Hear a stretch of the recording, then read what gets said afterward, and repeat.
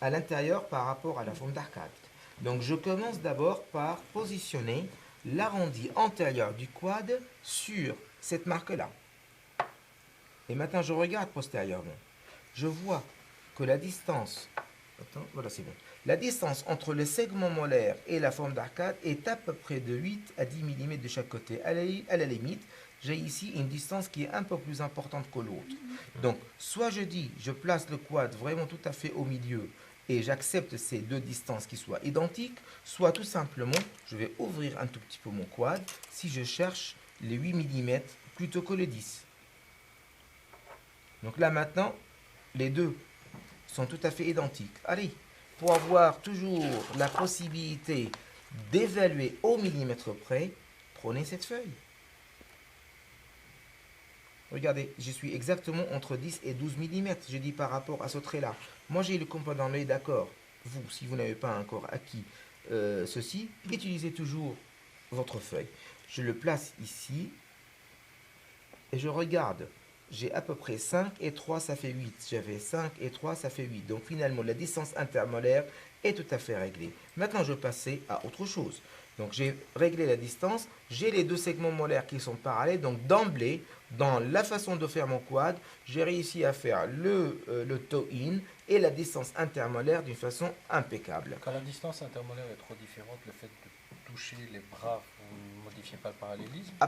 Je m'en fiche maintenant du parallélisme. Le parallélisme est nécessaire à la fabrication. Pour avoir toujours des points de repère, quand tu travailles sur des plans qui sont parallèles ou des lignes qui ne sont pas parallèles, tu ne peux plus vérifier ni la longueur, ni la hauteur, ni l'angulation.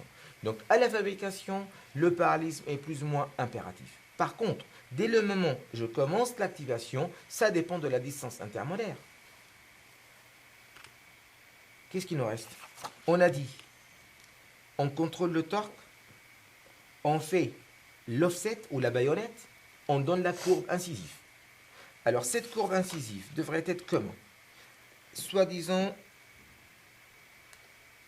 ça c'est 8 à 10 mm. Je dois avoir une courbe qui va être plus ou moins harmonieuse et qui se rapproche petit à petit de la forme d'arcade pour venir couper la forme d'arcade à cet endroit-là. Et je dois avoir plus ou moins la même chose du côté opposé.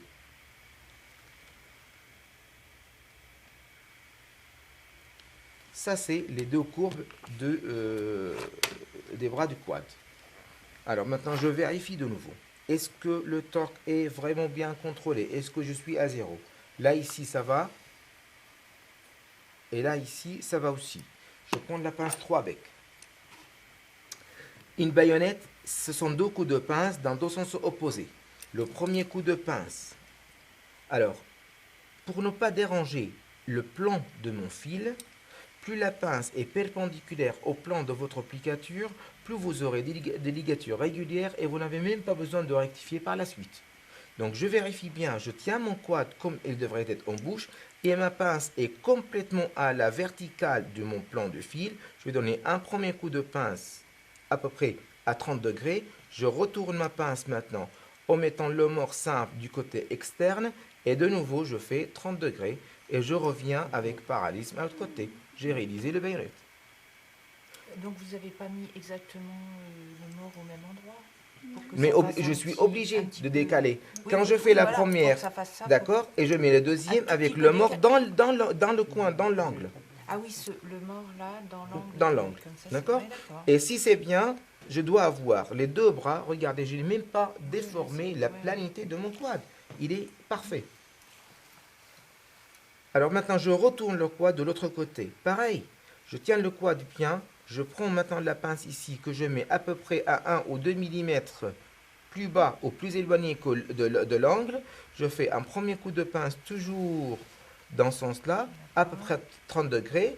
Je retourne ma pince, je cale le premier mort dans l'angle que je viens juste de faire. D'accord? Et je fais la deuxième piqûre. Et je dois revenir parallèle à l'autre côté.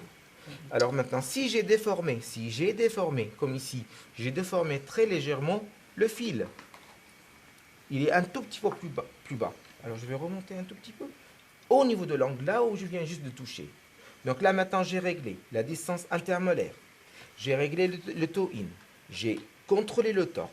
J'ai fait la baïonnette et là maintenant il me reste tout simplement l'arrondi, la courbe que je dois donner. Je vais travailler avec cette pince là en donnant des courbes à peine marquées et je vérifie en permanence. Donc c'est une courbe qui est très très faible, hein. Je le fais maintenant ici.